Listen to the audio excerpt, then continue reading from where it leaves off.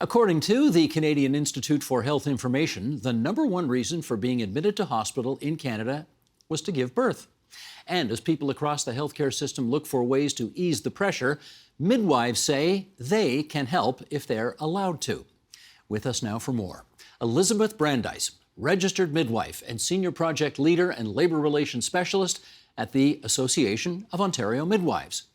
And Manavi Handa, professor in the midwifery education program at Toronto Metropolitan University and a registered midwife with West End Midwives here in Toronto. And it's great to have you two with us here. I have to start with this. I'm sorry, Elizabeth, I have to start with this. Why are you here? Well, I'm here because my colleague Jasmine Texan, who's the president of the Association of Ontario Midwives, was not able to come because of a birth. She was supposed to be here and right. Literally this morning said, sorry, can't make it. I'm helping somebody give birth. Exactly. But it's not unusual for a midwife to wake up in the morning not knowing how her day is going to go, and so that was me today. All right, very good. Well, we're delighted that you're pinch hitting here, so that's Thank great. you. Let's start with this. Manavi, midwife, doula, obstetrician, they're all involved. Different responsibilities, I assume, for all three. Can you help us understand that? Very different responsibilities, a little bit of overlap. So doulas provide labor support. So they're there to help you emotionally, to help you with different positions, to rub your back, to help you kind of cope through the pain. Midwives also do that, plus we're responsible medically for everything that happens in a normal, low-risk birth, pregnancy, even if things become high risk. That sounds like what a doctor does, though. It is very similar. So we order all the tests that you would need in a normal pregnancy. We deliver the baby. We can stitch if we need to. We can cut if we need to. We would call a doctor in, so an obstetrician, and this is where that overlap is. They obviously also do normal delivery, but they are trained surgeons. And so we call an obstetrician in if someone needs a cesarean, if someone has a high-risk condition like high blood pressure or diabetes, then an obstetrician would get involved. So fair to say, and I guess this is probably an expression I shouldn't use, but fair to say that if it's a quote-unquote routine birth, you're good to go. We're good to go, and even a little bit outside routine, I would say. A little bit outside. How difficult, Elizabeth, is it for somebody to get a midwife who wants a midwife to help with a birth? Yeah, it's an excellent question. And currently in Ontario, about 4 out of 10 people who want a midwife aren't able to access them. Are not able to. Are not able to. So we have a supply issue in Ontario, meaning, we don't have the supply to meet the need for midwives. And as Manavi alluded to, midwives could be doing a lot more of the births in Ontario if the system allowed for that. Why don't we have enough of them? Well, the demand is there. So the demand is there. That's one big part. And because we have a healthcare system where we have many different players doing the same thing. So Manavi spoke of overlapping scopes of practice. Midwives' scope of practice overlaps with obstetricians for the normal, as you say, routine deliveries. Family physicians who do deliveries. Midwives also do much of the role of nurses and nurse practitioners. And so we really need a health human resource plan to kind of figure out what's the right mix of care providers in the system that makes sense for our healthcare system and that actually provides the care that childbearing people in Ontario want. Right. Now, you're attached to a university. Do you Yes. not have a ton of people who want to get in and take these programs and become midwives? We do. So what's the problem? The problem is there's only so many midwives to train other midwives. So one is we're a little bit of a limiting factor, and that we can only grow as quickly as we can have people to train midwives.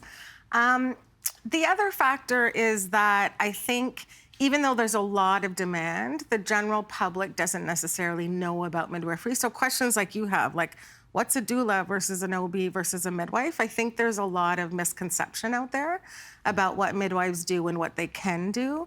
And I think if we had students who understood more, we might have a larger pool. Now, having said that, a larger pool of students doesn't mean more graduates because there are still only so much of us. We could maximize what we do in the system by having more support in the system. Let me also understand, are midwives there only outside hospital births? What's the ratio between how often you're either in hospital or out of hospital to assist in a birth? That's one of the primary misconceptions that Manavi just spoke about. So midwives are primary care providers integrated into the healthcare system and really span the continuum of community-based care. So most midwives work in community-based clinics. And then provide choice of birthplace. So that means that midwives are required to have hospital privileges, and about 75 to 80% of midwife-assisted deliveries happen in the hospital. There are 3 birth centers in Ontario, so that's an option in Toronto and Ottawa and at the Six Nations. And people who choose midwives can also choose home births. But one of the misconceptions is if you have a midwife, you can't birth in the hospital. And in fact, that's not true at all. You can't.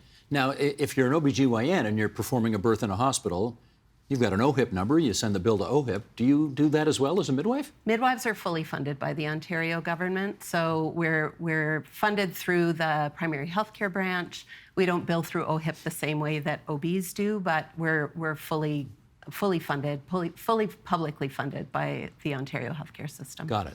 But you do some births that are outside OHIP as well, right? So my practice is the northwest corridor of the city, very high marginalized populations, and a fair number of people who actually don't have OHIP. So either... Can I stop you there? Who Why? doesn't have OHIP? So a surprisingly large number of people, either because they have precarious housing, mental health issues, addiction, and they just don't have papers, or, renew their papers on time, don't have safety to keep documents. There are a growing number of people that we call living with precarious status. So usually, like when my parents came, they had a work visa, they applied for a PR, they were able to stay, a permanent residency. Okay. They were able to stay. Now you can go from a work visa to applying for permanent residency and wait years in between for that application to be processed.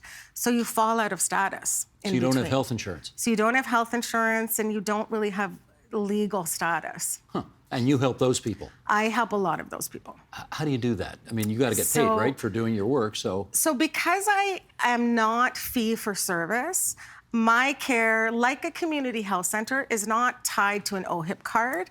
It's tied to the resident of Ontario. So if you live here, I can take care of you. It doesn't matter what your documentation is. Whereas if I was a physician, then every single thing I do is associated with fee for service.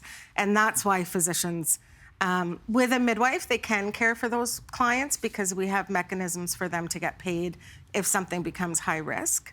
But they don't have mechanisms without a community health center or a midwife for an obstetrician, for example, to get paid. One more follow-up. During the pandemic, the Ministry of Health expanded a lot of what it would cover because, like video conferencing with patients, that kind of thing, to make sure doctors got paid. Pandemic is not over, but it's more manageable now. Do those provisions remain, or what's the situation? No. So March 31st was the last day of those provisions, which meant dozens and dozens, if not hundreds of people with care providers now don't have them for pregnancy. So everybody who's uninsured who had a care provider has pretty much been dropped by that provider. And now they're showing up. So I run a walk-in clinic for people who are uninsured. People are showing up in droves. Many people who need a C-section, who can't get a C-section even booked without paying thousands of dollars up front, which they don't have. Which they don't have. Okay. Elizabeth, since we're talking turkey here, let's keep talking turkey. I don't know what an OBGYN gets to perform a natural child, like a routine delivery, but I bet you know how much you get. How much do you get for a routine delivery? Yeah, it's a more complicated answer than kind of figured. Per delivery. Right. As Manavi said, we're paid for a full course of care. So that means when somebody comes into my office at maybe 8 weeks of pregnancy, I care for that person throughout the pregnancy, attend the delivery, take care of them and their newborn for 6 weeks after. That's one fee for that whole bundle of services. So the model of payment makes it difficult to say sort of exactly what the delivery is worth, so to speak, for a midwife. Yeah. But what we do know And what was affirmed by the Human Rights Tribunal of Ontario is that midwives are drastically underpaid compared to our comparator professions. So the Association of Ontario Midwives has been engaged in the last decade fighting for pay equity for midwives. And actually, we had a landmark win at the Human Rights Tribunal that was announced in 2020 that's adjusted our pay to start to bridge that pay gap between midwives and our comparators. How about this province versus other provinces? Are midwives better paid in other provinces? Yeah, again, it's difficult to make that comparison because there are many different funding models. In some jurisdictions in Canada, midwives are employees. In some, they're paid for kind of all of the services they provide, but then need to pay for their overhead. In a place like Ontario, midwives have compensation, plus a portion goes to benefits and a portion goes to overhead. So it's a bit difficult to kind of compare. Since the Human Rights Tribunal ordered a 20% increase on midwives' pay, we are commensurate to the highest paid midwives in the country at this point. And the Human Rights Tribunal imposed that 20% increase. Did you in fact get it? Yes, so we did. The government didn't fight it? So the government has dropped their appeal, so we're no longer fighting the argument around pay discrimination against midwives. That's been settled by 3 courts in Ontario now and did not have to go to the Supreme Court of Canada. But we know that a gap still remains. So one of the outstanding orders from the Human Rights Tribunal is a joint compensation study to actually fully, completely close that gap through an evidence-based analysis of the skills, effort, responsibility, and working conditions of midwives. And so we expect that there will be a further adjustment once that study is complete and implemented. And just so I'm totally clear here, is it your view that a midwife for a routine birth ought to be compensated the same as an OBGYN who does a routine birth? No, that's not our claim. As we spoke about already, there's overlap in the scope of practice, but midwives have a different scope of practice than obstetricians. Really what our argument is that midwives should be paid based on their skills, effort, responsibility, and working conditions that are unique to midwifery.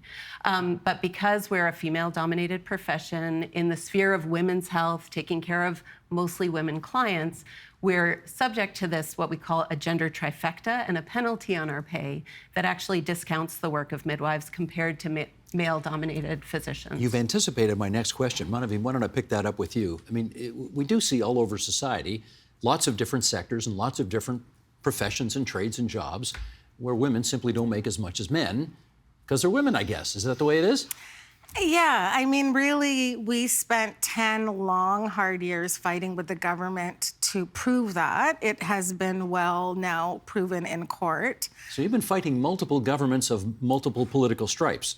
This is not just a Doug Ford thing. No. You had problems with the previous guys, too. We had problems with the previous guys, the guys before that, and I think guys is a little bit the key word here. Well, hang on. We had a female premier in there. For sure. Yeah. So we definitely have women players in there, but it's a male-dominated political system also, and that has to be taken into consideration in terms of women's work and work for women. You know, let me. Okay, just because we're having fun Yeah, here, yeah. I'm going to push back for argument's sake. We had a female premier, we had a female finance minister, we had a female deputy premier, we had a female health minister.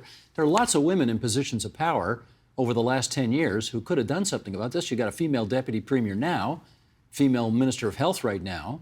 So how come nobody's tweaking to this issue?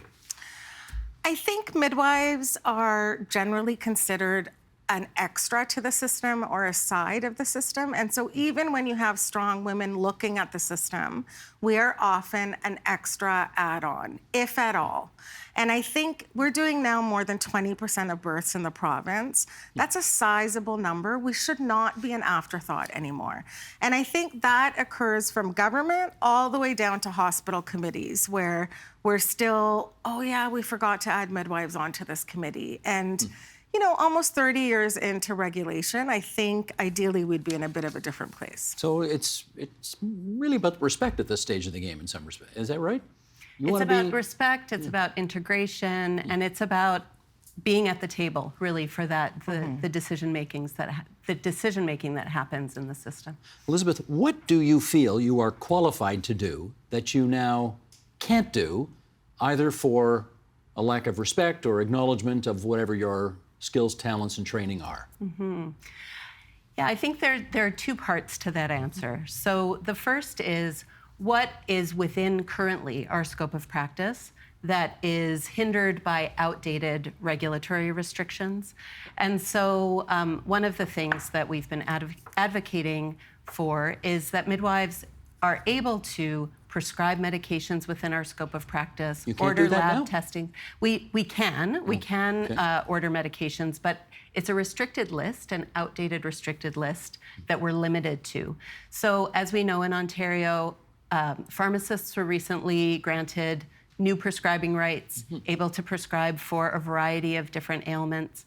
And meanwhile, midwives have been asking for an expansion to the drug list that we're able to prescribe in order just to provide all of the care. So vaccines is one example of that. During the pandemic, midwives could have been giving the COVID vaccine and flu vaccines to people who were coming into their offices, but because of those restrictions, we're limited in those ways. So vaccines, certain genetic screening tests, thyroid testing, all of these things should be within a midwife's ability to prescribe because they're within our scope of practice. So that's one element. The other element is, what does the Midwifery Act itself, the legislation that governs our scope of practice, how does that need to be updated? And there are things that midwives can and should be doing that are outside of what the legislation that was written in 1991 say that would really make a difference in terms of playing a bigger role within the system. So that could be things like providing the full spectrum of reproductive care, not just for people who are pregnant. Healthy people can come for Pap testing, for example. Birth control pills, Birth I control assume. pills. Abortion, too, at some point. Abortion as well. So all of those things around the world are within the jurisdiction of midwives that we're just limited from doing in Ontario, and we would like that to change. You know what? I want to correct the record before we go any further. I think I said female finance minister. No, female president of the Treasury Board. Yes. But they control government spending. So anyway, I should just get that on the record. I want to add one sure. thing to that. So as an example, I provide expanded scope practice. So I insert IUDs that are hormonal. I can do an arm implant, that's hormonal contraception. I do medical abortion. I do management of early pregnancy loss. All of those things are under an obstetrician's order. Even though I have the skills, the knowledge, the judgment, which is what I need, I don't have the legislation behind me. And so that means I need an obstetrician who knows me well enough, who trusts me enough, who is aware enough of my practice to be comfortable to sign off on me being able to do all those things when they're in my scope of practice, and I should be able to take the liability on my own. So you really don't need the obstetrician, even though the law says you do? No, not at all. You don't? Okay. 1991 is when this happened, right? I think I remember the Bob Rae government. I think Ruth Greer was the health minister at the right. time. Yeah. Good memory. And I remember covering all this. This is more than 30 years ago. I mean, you've come a long way since then, right? I don't want to make this sound like a Virginia Slims commercial, but you have come a long way as a profession since then, have you not? Yes, 100%. We're much more integrated into the hospital. We have, I would say we have very good relationships for the most part, with our obstetric colleagues, with our nursing colleagues, and that was a few decades of figuring out how we work and where we overlap. So that way, I'd say we're really well integrated into the system. Obviously, different jurisdictions have their own political issues, but in general, we're very well integrated. And I think even our obstetric colleagues are like, what do you mean you need me to order this for you? Why can't you do this? Okay, in our remaining moments then, Elizabeth, start us off with the next logical steps that you think the government of Ontario ought to take in order to get you where you want to go. Yes, so immediate steps would be to expand midwives' prescribing rights to actually fit our scope of practice. The kind of inconvenience that our clients have to go through, having to go to a physician for something that their midwife should be able to prescribe, that could happen easily and should happen immediately. Lab testing, that's another thing.